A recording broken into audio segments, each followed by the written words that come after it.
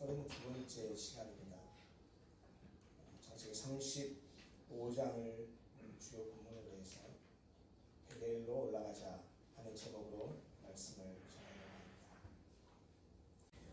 오늘 지난주에 창세기 33장을 통해서 야곱과 에서가 20년 만에 다시 상봉하게 되고, 원수처럼 생각하고 복수의 칼을 갈았던 에서가 야곱과 화해하는 장면을 보았습니다. 야곱은 형 에서 일행이 화해를 한 이후에 떠난 후에 숫곳이라는 곳에 자기 집을 짓고, 그리고 짐승의 우릿간을 만들고 거기에 머물렀습니다. 20년 동안 나그네 생활을 하다가 새로운 곳에서 집을 짓고 마구간을 지었으니 얼마나 행복하고 기뻤을까 짐작을 해봅니다. 그리고 얼마 후에는 야곱이 세겜 성읍에 이르러서 그 성읍 앞에 장막을 쳤습니다. 세겜을 성읍이라고 표현하는 것을 보면 아마 그곳은 많은 사람들이 모여 사는 도시였던 것 같습니다. 아무래도 마켓, 대형 시장도 있었을 것이고, 다른 소규모의 사람들이 사는 곳과는 달리 성읍이었기 때문에 지금과는 다른 양태이겠지만 그 당시의 기준에서 봤을 때 어느 정도의 문화생활도 즐길 수 있는 곳이었지 않을까 추측해 봅니다. 야곱은 장막을 친 밭을 그 세겜 성읍의 하몰의 아들들로부터 그 땅을 사서 야곱 자신의 이름으로, 오늘날로 말하면 소유권 이전 등기까지 하게 됩니다. 그리고 거기에 제단을 쌓고 그 이름을 엘로헤 이스라엘, 우리말로 번역하면 하나님은 이스라엘의 하나님이시다 라는 말로 그곳을 불렀습니다. 세겜 성읍에서 하나님의 이름을 부르며 여전히 신앙생활을 잘 했던 것 같습니다. 이것이 33장의 마지막에 있는 내용입니다. 그리고 34장이 주어지고 오늘 우리가 읽었었던 본문 35장으로 이어지는데, 33장에서 야곱이 숫곳을 거쳐서 세겜에 정착해서 머무르고, 34장에는 그의 하나밖에 없었던 딸 디나가 강제 추행을 당하고 성폭행을 당하는 장면이 나오는데, 그 사이 33장과 34장은 시차로 보면 약 10년이라는 정도의 시차가 있습니다. 그 말은 뒤집어서 말하면 야곱이 10년 동안 세겜에서 머물러 있었다라는 말을 가르쳐줍니다. 그런데 야곱이 에서와 헤고하고 화해하면서 나누었던 대화를 자세히 보면 야곱의 행보가 좀 이상하게 느껴집니다. 에서가 화해를 하고 나서 동생 야곱에게 야, 우리 같이 가자 라고 동행할 것을 요청합니다. 그러니까 야곱이 뭐라고 대답하냐면, 형님, 내가 지금 짐승떼가 많이 있는데 이 짐승떼 가운데는 새끼들도 많이 있습니다. 그런데 하루만 지나치게 몰고 가면 아마 새끼들이 다 죽을 겁니다. 그러니까 형님 먼저 가십시오. 그러면 제가 뒤따라가서 꼭 찾아뵙고 인사드리겠습니다 라고 말합니다. 그래서 그때 구체적인 지명, 세일이라는 지명까지 이야기를 합니다. 형님이 먼저 가시면 제가 세일로 찾아가서 형님께 찾아뵙겠습니다 라고 말했는데, 엉뚱하게 그 이후의 행보를 보면 세일로 가지 않습니다. 야곱은 숫곳에 머물렀었고, 그리고 세겜으로 옮긴 후에는 아예 거기에 눌러 앉아서 10년 동안 정착하고 살게 됩니다. 야곱은 세겜 성읍에 머물러서는 안 되었습니다. 베델에서 서원한 것을 지켜야 했기 때문입니다. 갑자기 웬 베델입니까? 그러면 야곱의 생일을 한번 역추적해서 한번 우리가 다시 한번 회상해 보시죠. 거짓말을 해서 어머니하고 작당 모의를 해서 아버지를 속이고 형을 속여서 아버지가 장자에게 주는 축복권을 날치게 했습니다. 그러고서 형의 분노를 사서 형이 죽일 것 같으니까 어머니가 빨리 외삼촌 라반의 집으로 피하라고 해서 그가 외삼촌 라반의 집을 향해서 가고 있을 때, 한밤중에 돌베개를 베고 자고 있을 때 하나님께서 친히 야곱을 찾아오셨습니다. 야곱은 꿈을 깨고 나서 여기에도 하나님이 계시는구나, 하나님이 바로 나의 하나님도 되시는구나 라는 사실을 깨닫고 이렇게 하나님께 서원 약속했었습니다. 우리가 이미 보았었습니다. 창세기 28장 20절부터 22절 말씀입니다. 제가 읽어드리겠습니다. 야곱이 서원하여 이르되 하나님이 나와 함께 계셔서 내가 가는 이 길에서 나를 지키시고 먹을 떡과 입을 옷을 주시어 내가 평안히 아버지 집으로 돌아가게 하시오면 여호와께서 나의 하나님이 되실 것이요 내가 기둥으로 세운 이 돌이 하나님의 집이 될 것이요 하나님께서 내게 주신 모든 것에서 10분의 1을 내가 반드시 하나님께 드리겠나이다 하였더라. 이렇게 하나님께서 함께 하시고 그 함께 하신 하나님에 대한 감사의 마음으로 하나님께 서원을 했습니다. 하나님은 당신의 약속을 지키셨습니다. 그러면 야곱 또한 하나님께 서원했던 것을 지켜야 옳습니다. 그런데 세겜에 머물러 있었는데 지리적으로 보면 세겜에서부터 베델까지는 약 50km 정도밖에 안 됩니다. 그런데 야곱은 세겜에 눌러 앉아버렸습니다. 그런 하나님께서 했던 서원은 잊어버리고 편안한 삶에 빠져버렸습니다. 하나님의 백성인 우리 그리스도인들이 이 세상을 살면서 영적으로, 신앙적으로 가장 경계해야 될 위험하고 두려운 것이 하나 있는데, 그것은 뭐냐면 안일하고 편안한 삶에 빠져서 하나님의 약속을 잊어버리고 하나님에 대한 열심을 상실해버리고 하나님을 향한 사랑을 잊어버리는 것입니다. 언젠가 그런 말씀을 드렸죠.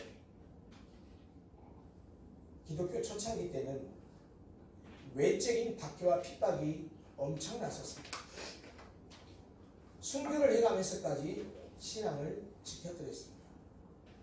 오늘날 우리가 사는 21세기, 특별히 이 자유 대한민국은 그 어떤 외적인 박해와 핍박도 없습니다. 그런데 저는 오히려 역설적으로 이렇게 편안하게 사는 우리가 기독교 초창기 때 1세기부터 3세기까지 있었던 그 엄청난 핍박과 박해의 시기보다도 신앙을 지키기가 더 어렵다고 생각합니다. 그게 뭐냐면 외부로부터 오는 박해나 핍박이 아니고 내부로부터 오는 만족함과 안일함입니다. 야곱이 서원을 갚지 않고 하나님의 약속을 잊어버리고 세겜에 남게 됐던 가장 큰 이유는 도취되어 버린 일상의 편안함과 안락함 때문이었습니다. 우리나라 속담에 이런 말이 있죠. 화장실을 갈 때 마음과 나올 때 마음이 다르다. 그런 속담이 있습니다. 아마 야곱은 하나님께서 약속하신 대로 자기를 인도해 주셨으니까 자기도 베델에 가서 성을 지켜야지 라는 마음을 분명히 가졌을지 모릅니다. 그런데 가는 도중에 세겜 성읍에 머물러서 지내다 보니 모든 것이 잘 갖춰진 도시에서 자기 집을 짓고 또 안락한 문화생활을 하다 보니까 너무 편하고 너무 즐거웠습니다. 20년 처가살이 끝에 자기 집을 마련하고 살았으니까 얼마나 좋았겠습니까? 반면에 앞으로 더 가야 할 50km를 더 걸어가야 할 베델이 돌이 많은 광야 지역에 있습니다. 그런 척박한 곳에서 새롭게 개척을 하며 살아간다는 것이 쉬운 일이 아니라는 것을 잘 알고 있었을 것입니다. 더군다나 100세를 바라보는 자신의 나이를 생각하면 베델로 간다는 것은 무리다 라는 생각이 들었을 것입니다. 우리가 절박한 상황이 생기면 정말 철야도 하고 새벽기도도 하고 금식도 하고 신앙적인 결단을 하면서 하나님 이 문제만 해결해 주시면, 하나님 이거 응답만 해주시면 내가 평생 이렇게 하겠습니다. 내가 평생 주일 성수하고 평생 내가 11조 안 떼먹고 평생 교회에서 열심으로 교회를 섬기고 봉사하겠습니다 라고 다짐합니다. 그런데 막상 하나님이 기도를 들어주고 응답을 해주시고 문제가 해결되고 나면 우리 인간은 본성상 잊어버립니다. 내가 언제 그랬지? 심지어 기도의 응답을 받아놓고 이거 기도의 응답 받은 것이 아니고 우연히 그렇게 된 거야. 그렇게 생각하기도 합니다. 그러면서 세상과 하나님 사이에 양다리를 치고 살아갑니다. 야곱도 세겜에서 그렇게 살았습니다. 그런데 서원을 지키지 않고 적당히 살아가는 야곱에게 엄청난 시련과 어려움이 닥쳐옵니다. 그것이 창세기 34장입니다. 다른 내용이 아닙니다. 내용을 간단히 요약할게요. 34장의 내용. 야곱에게 외동딸 하나가 있었습니다. 아직 야곱의 성경 전체를 봤을 때 야곱에게는 12명의 아들이 있었는데 지금 현재까지는 11명의 아들입니다. 마지막 12번째 아들 베냐민은 아직 낳지 않았습니다. 그런데 11명의 아들과 한 명의 유일한 외동딸 디나가 있었는데 그 세겜성에 살다가 이 외동딸 디나가 그 세겜성에 있는 다른 여자들하고 축제를 즐기러 나갔다가 세겜성에 있는 추장, 세겜성이라고 부르는 이유가 추장의 이름이 세겜이었기 때문입니다. 그 세겜에게 강간을 당합니다. 이때 이것을 야곱의 다른 아들들은 자기들 가문의 수치로 여기고 이 세겜성 사람들에게 복수할 생각을 합니다. 사실은 그 세겜성에 살던 추장 세겜과 그의 아버지 하몰이 와서 정중하게 강간을 했지만 정중하게 자기 아내로 삼을 것을 요청합니다.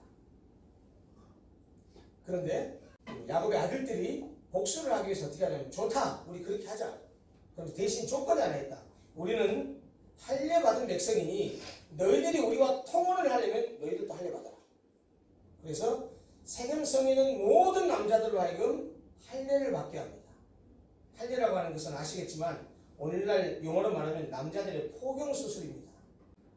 그런데 포경수술을 하게 해놓고 3일째 됐을 때 가장 고통스러울 때 야곱의 아들들이 그 세겜성에 있는 남자들을 전부 다 칼로 도륙을 합니다. 완전히 다 죽여버립니다. 죽일 뿐만이 아닙니다. 다른 야곱의 그 아들들은 그 성에 들어가서 노략질까지 합니다. 그래서 적어도 하나님의 백성이라는 이름을 다는 사람들이 하지 말아야 될 일을, 잔악한 일을 하게 됩니다. 그러니 그 성 사람들이 얼마나 열이 받았겠습니까? 이제 자칫 잘못하면 야곱의 족속들과 그 세겜성에 있는 사람들이 전쟁을 하게 되는 국면으로 들어가게 된 상황이었습니다. 야곱은 이 문제를 조용히 수습하려겠지만 일이 걷잡을 수 없이 커집니다. 수습할 수 없게 됩니다. 야곱이 할례를 받으라고 하고 나중에 가서 도륙을 한 그의 아들 시므온과 레위를 부릅니다. 그리고 이렇게 책망합니다. 그게 34장 30절 말씀인데요. 잘 한번 들어보십시오. 야곱이 시므온과 레위를 책망하는데 그 말을 자세히 들여다보면 야곱이 무슨 생각을 하는지를 알 수 있습니다. 너희가 내게 화를 끼쳐 나로 하여금 이 땅의 주민 곧 가나안 족속과 브리스 족속에게 악취를 내게 하였도다. 나는 수가 적은즉 그들이 모여 나를 치고 나를 죽이리니 그러면 나와 내 집이 멸망하리라. 여러분, 야곱의 인생에서 누군가 나를 치고 나를 죽일 것을 두려워했던 때가 있었습니다. 그것이 언제입니까? 형 에서의 복수였습니다. 그 문제가 지금 해결됐습니다. 그러고서 세겜에서 10년을 눌러 앉았었는데 이제 시몬과 레위가 돌입하고 살익하는 그 일을 하면서 이제 그 세겜성 사람들과 전쟁을 해서 그들이 쳐들어와서 속된 표현을 하면 쪽수가 적은 이 야곱의 족속들이 멸망할 것 같은 위기에 봉착했단 말이에요. 그런데 이 34장 10절의 이 한 절에 나라고 하는 대명사가 7번 들어갑니다. 나. 야곱이 나. 이것은 야곱이 하나님의 명예에 대해서는 전혀 관심이 없고 오로지 자신만을 생각하고 있다는 사실을 분명하게 보여주는 표현입니다. 야곱은 오직 자기와 자기 재산에만 관심이 있었습니다. 이제 앞으로 여기서 어떻게 살지? 나와 내 집이 망하게 되면 어떻게 되지? 하고 그 아들들을 원망만 하고 있었던 것입니다. 이 말은 야곱이 딸 디나의 강간 사건에도 불구하고 그곳 세겜성 사람들과 적당히 타협해서 그곳에 계속 눌러 앉아서 살고 싶다라고 하는 것을 표현하고 있는 것입니다. 도대체 베델에서 그렇게 소원을 하고 외삼촌 집을 떠날 때 그렇게 믿음을 가지고 떠났었던 야복강 가에서 하나님의 사자와 씨름에서 이겼던 그 변화된 야곱의 모습은 다 어디 가버렸습니까? 믿음의 대장부가 아닌 이런 쫄장부가 되어버렸는데 도대체 무엇이 야곱을 이렇게 만들었습니까? 그럼 다른 것이 아닙니다. 믿음으로 살지 않고 세상과 하나님 나라 사이에 하나님 사이에서 적당히 양다리 걸치는 삶을 살았기 때문입니다. 야곱이 하나님의 인도하심으로 무사히 고향 땅에 돌아오게 되었고 가장 큰 두려움의 대상이었던 에서 문제까지 해결되었을 때 그때 야곱은 당연히 베델에서의 소원을 기억하고 베델로 갔어야 옳습니다. 그러나 그는 풍요로운 세겜에서 10년 동안이나 머물러 있었습니다. 물론 그가 세겜에서 단을 쌓은 것을 보면 그가 완전히 하나님을 잊어버린 것은 아닌 것 같아요. 나름대로 하나님도 섬기며 동시에 적당히 세상을 즐기면서 살았던 것 같아요. 양다리 걸쳤단 말이에요. 아마 그것은 야곱이 이렇게 사는 것이 지혜로운 삶이라고 생각했을지 모르겠습니다. 그리스도인들의 삶 가운데 가장 악한 것 중에 하나가 양다리 걸치는 거예요. 한쪽 다리는 믿음의 세계, 한쪽 다리는 세상이고 절대로 신앙의 세계에 깊이 안 들어옵니다. 절대로 교회 안에 깊이 안 들어옵니다. 적당한 거리를 유지합니다. 교회에서 생활할 때도 기본적인 것만 합니다. 절대로 헌신을 하거나 희생을 하거나 동역을 하거나 그렇게 하려고 하지 않습니다.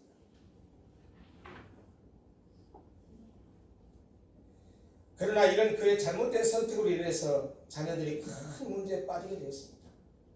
야곱은 에서에게 가졌던 두려움보다도 더 큰 두려움에 사로잡히게 되었습니다. 양다리를 걸치는 신앙생활이 지혜로운 것 같지만 여러분 결국은 자신을 멸망시킨다는 사실을 꼭 기억하십시오. 이렇게 극심한 공경에 빠진 야곱에게 하나님이 또 찾아오십니다. 하나님의 은혜는 끝이 없는 것 같아요. 아멘.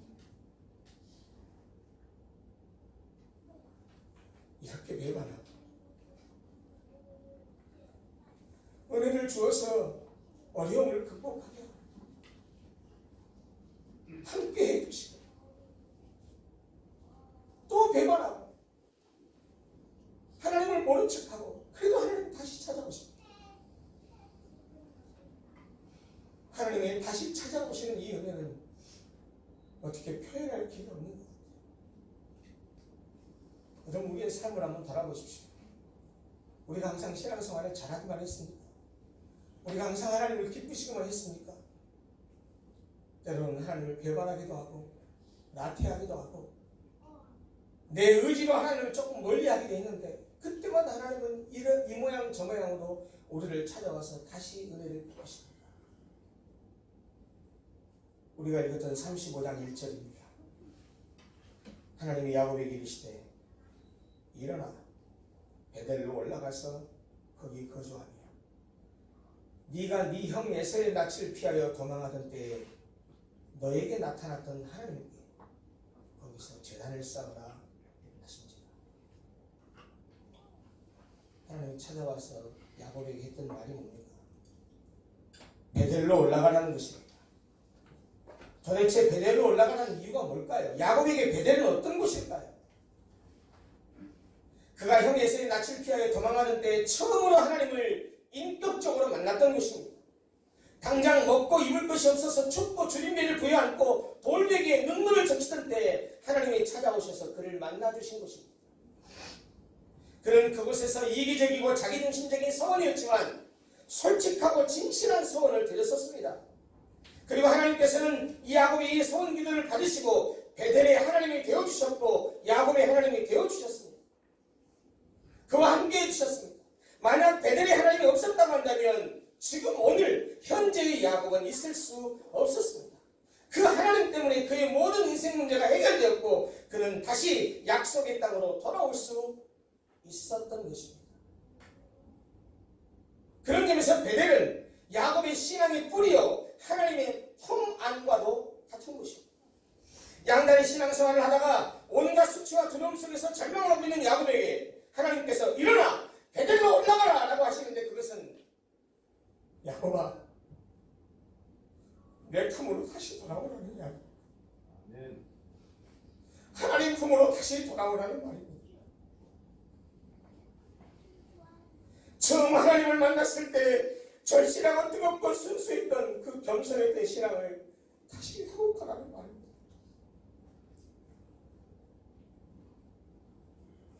야곱에게 베델은 신앙이 있어서의 초심이요 출발점입니다. 그러므로 베델로 올라가라는 말은 하나님을 처음 만났던 장소로 가라는 말이면서도 네 첫 믿음으로 돌아가라, 네 첫사랑으로 돌아가라는 말입니다. 그것은 야곱이 베델에 산 약속을 지키지 않았기 때문에 주어진 말씀입니다. 초심을 잃었기 때문에 첫 믿음을 잃어버렸기 때문에 다시 베델로 올라가라고 말씀하셨던 것입니다. 아까도 말씀드렸지만 야곱이 왜 첫 믿음을 잃어버렸을까요? 현실에 만족함이 안 되었기 때문입니다. 여러분 기억하십시오. 만족감이라는 것, 평안함이라는 것, 안일함이라고 하는 것, 이것은 때때로 우리에게 괴물처럼 다가오는데요. 이 괴물은 언제 우리에게 엄습해서 다가오냐면 내 평안한 삶의 안주에서 밤안개처럼 아주 슬며시 내려와서 자리를 잡고 또아리를 들고 우리를 지배합니다.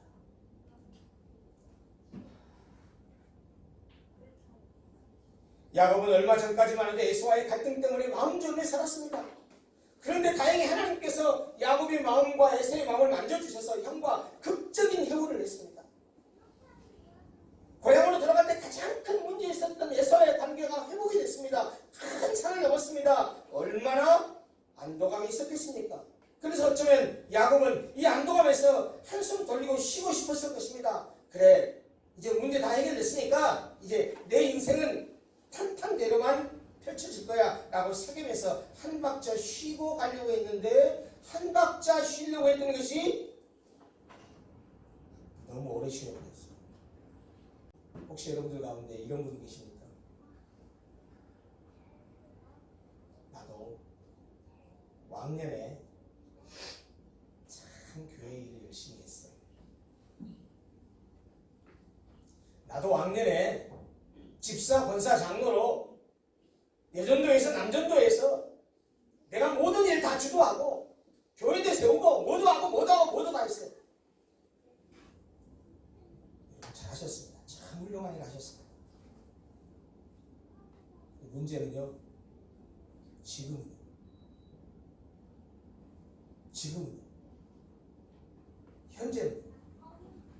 현재는 어떻게 하고 계십니까?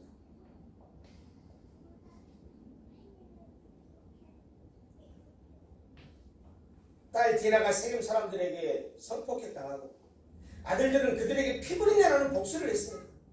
그래서 조용한 바다에 폭풍이 일어나듯이 그의 인생 가운데 회오리 바람이 물어치기 시작했습니다. 또다시 삶의 위기에 봉착한 것이죠. 어찌할 줄 모르고 있었을 때 하나님께서 다시 찾아오셔서 베델로 올라가라고 하신 것입니다. 여러분, 하나님께서 보실 때 야곱이 겪고 있었던 이 문제의 가장 핵심적인 이유는 그가 첫 믿음을 잃어버린 데 있습니다. 그래서 야곱에게 첫 믿음을 회복하라고 한 것이고, 그래야 그의 문제도 회복될 수 있고 해결될 수 있다고 생각하시고 야곱에게 베델로 다시 올라가라고 말씀하신 거죠. 일어나 베델로 올라가라는 하나님의 말씀을 통해서 야곱은 그동안 자신과 가족들이 일어났던 일련의 사건들이 바로 자신이 베델의 서원을 지키지 않고 양다리 생활을 했던 죄의 결과였다는 사실을 깨닫게 된 것 같습니다. 그래서 베델로 가기 전에 그동안 세겜에서 지냈던 죄악된 삶을 청산해야 함을 깨닫게 된 것 같습니다. 그래서 자기 집안 사람들과 자기와 함께한 사람들에게 명령합니다. 거기 2절 말씀입니다. 야곱이 이에 자기 집안 사람과 자기와 함께한 모든 자에게 이르되 너희 중에 있는 이방 신상을 버리고 자신을 정결하게 하고 너희들의 의복을 바꾸어 입으라. 첫 번째 했던 내용이 너희 중에 있는 이방 신상을 버리라고 했습니다. 이 말을 보면 야곱이 세겜에서 하나님을 섬기는 동시에 가나안의 문화에 젖어서 우상도 함께 섬기고 있었다는 사실을 말해줍니다. 그러니까 이방 신상을 버리라고 했죠. 여러분, 사실 우상이라고 하는 것은 멀리 있는 것이 아닙니다. 우상이라고 하는 것은 우리가 이 땅에 소망을 두고 살아가게 되면 자연스럽게 이런저런 우상들이 우리에게 많이 엄습해 들어옵니다. 현대인들의 우상이, 대표적인 우상이 뭡니까? 돈입니다. 명예입니다. 사회적인 좋은 직장 자리입니다. 심지어 요즘에는 자녀가 우상이 되기도 합니다. 우리가 베델로 올라가기 위해서는 하나님과의 깊은 교제와 만남을 방해하는 이런 우상들을 과감하게 버려야 합니다. 두 번째, 자신을 정결하게 하라고 했습니다. 정결하게 한다는 것은 죄로 더러워진 내면을 회개함으로 깨끗하게 하는 것을 말합니다. 거룩하신 하나님께 나아가기 위해서는 우리 내면의 온갖 더러운 것들을 깨끗이 씻어야 됩니다. 우리 내면의 더러운 죄악을 깨끗하게 할 수 있는 것이 무엇입니까? 한 가지밖에 없습니다. 예수 그리스도의 피가 우리 심령의 더러운 죄와 허물을 깨끗하게 하십니다. 그러므로 예수 그리스도의 피를 힘입어서 정결하게 하고 그 정결한 마음으로 베델로 올라가야 합니다. 예수 그리스도의 피에 구속이 없이, 예수 그리스도와 동행하는 것이 없이 베델로 올라가는 것 의미가 없습니다. 세 번째, 의복을 바꿔 입으라고 했습니다. 야곱은 세겜에서 살면서 그곳 사람들의 복장을 했던 것 같아요. 사람들이 무슨 옷을 입느냐 참 중요합니다. 이렇게 양복 입고 땅바닥에 굴을 수 있습니까? 남자분들 잘 아시죠? 멋진 사람도요, 예비군복만 입으면, 예비군복만 입히면 이상한 사람이 됩니다. 옷이 그 사람의 정체성을 드러내기도 합니다. 그래서 하나님의 백성으로 살아가기 위해서는 세상의 때묻은 옷을 벗고 그리스도의 의의 옷을 입어야 합니다. 그리스도의 옷을 입는다는 것은 예수님과 영적으로 연합하여 예수님의 인격과 삶을 배우고 주님을 따르는 삶을 사는 것을 그리스도로 옷 입는다고 말을 합니다. 야곱의 명령을 들은 집안 사람들과 그와 함께한 모든 사람들이 모든 이방 신상들과 자기 귀에 있는 귀고리들을 야곱에게 다 주니까 야곱이 그것들을 세겜 근처 상수리 나무 아래에 묻어버립니다. 묻어버린다는 말은 무엇을 말합니까? 미련없는 결별을 의미합니다.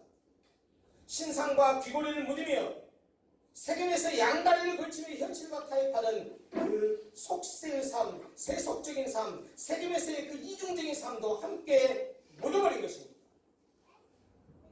여러분, 하나님 앞에 이런 결단이 필요합니다. 버릴 것 버리십시오. 미련 두지 마십시오. 양다리 걸치는 것을 통해서 내가 하나님께 온전히 나가지 못한다고 한다면 그것이 아무리 귀하고 소중한 것이라도 버리십시오. 잘라내십시오. 사실 어떤 면에서 신앙생활은 가지치기의 연속입니다. 주님을 바라보고 영적인 신앙생활 하는데 방해가 되는 것들을, 육신적인 것, 세속적인 것들을 하나씩 둘씩 잘라내는 것이, 그것이 신앙생활입니다.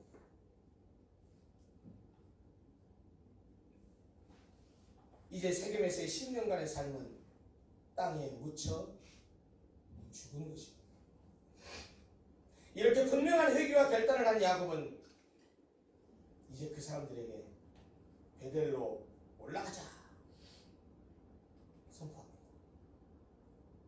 우리가 일어나 베델로 올라가자. 내 환난 날에 내게 응답하시며 내가 가는 길에서 나와 함께 하신 하나님께 내가 거기서 제단을 쌓으려 하노라 라고 선포합니다. 야곱은 베델에서 인격적으로 처음 만났던 그 하나님께로 다시 돌아가려고 합니다. 그 하나님은 환난 날에 응답하시고 지금까지 함께해 주셨던 하나님이십니다. 야곱이 오늘에 이룰 수 있었던 힘은 바로 그 하나님 때문이었습니다. 그런데 야곱은 현실에 안주하여 그 하나님을 잠시 잊어버렸었습니다. 그러나 이제 회개하고 돌이켜서 하나님께로 다시 돌아가고자 합니다. 하나님 말을 의지하고 살고자 결단합니다. 사랑하는 성도 여러분, 우리도 베델로 올라갑시다. 우리도 베델로 돌아갑시다. 혹시라도 평안하고 나태한 신앙생활을 하면서 하나님에 대한 열정과 열심을 잃어버렸다면 첫사랑, 첫 믿음을 찾기 위해 베델로 올라갑시다. 첫 믿음으로 돌아갑시다. 여러분 기억하십시오. 신앙생활은 100m 달리기가 아닙니다. 42.195km를 달려야 되는 마라톤 레이스와 같은 장기 레이스입니다. 그 긴 인생의 여정을 믿음으로 살아가면서 계속해서 페이스를 유지하면서 끝까지 잘 달려야 됩니다. 일정 기간 동안 열심히 달리고 일정 기간 동안 쉬어버리고 이것이 아니고 신앙생활은 42.19km 전 과정을 꾸준하게 페이스를 유지해서 가야 되는 장기적인 레이스라는 말입니다. 조금 앞서가게 되었다고 해서 이소부화에 나오는 토끼처럼 가다가 잠들면 안 된다는 말입니다.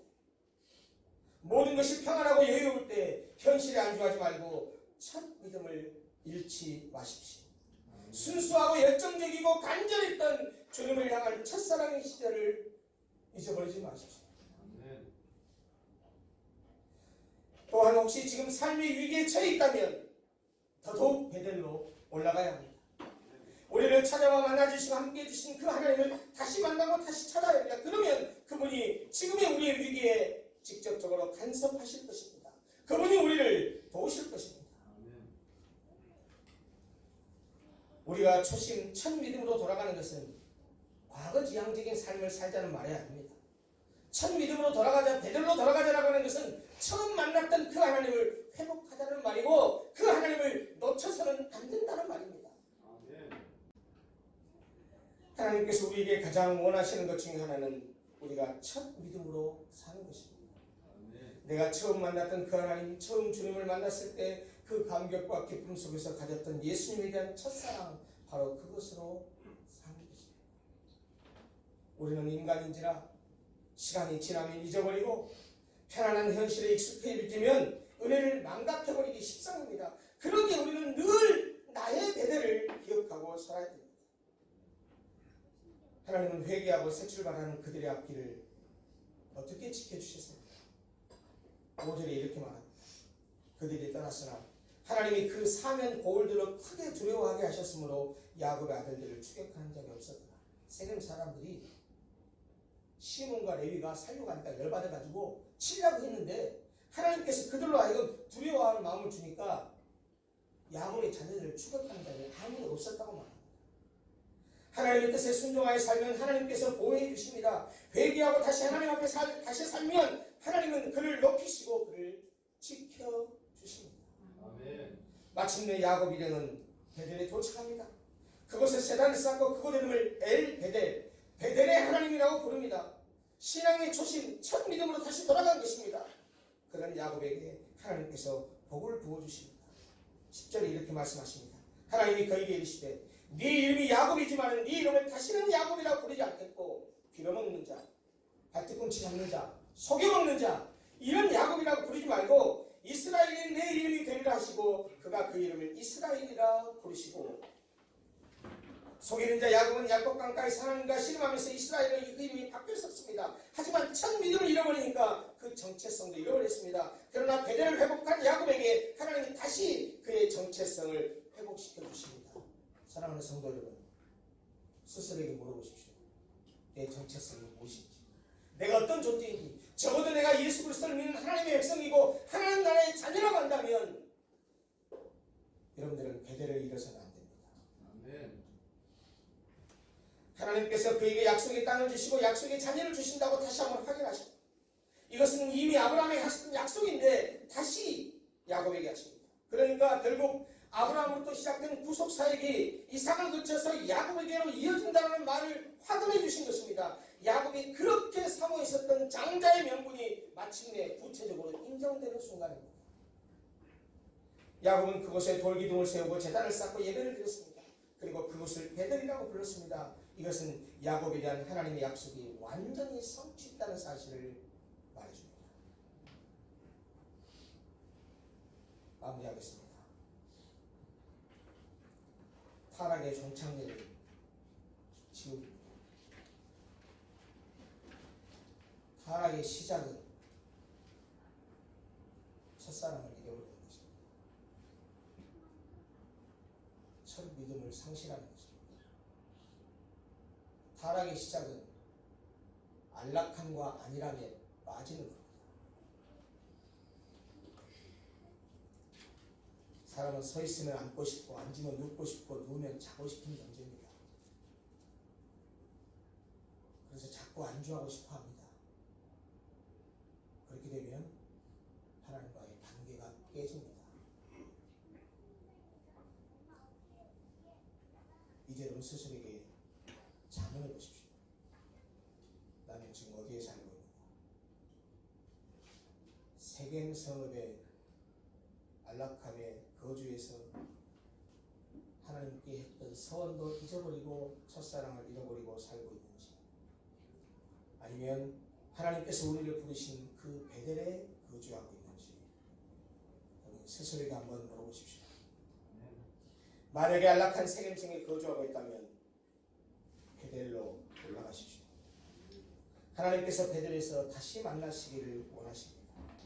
베델에서 하나님이 주시는 신령한 복을 누리며 야곱이 아닌 이스라엘로 살아가시기를 원하십니다.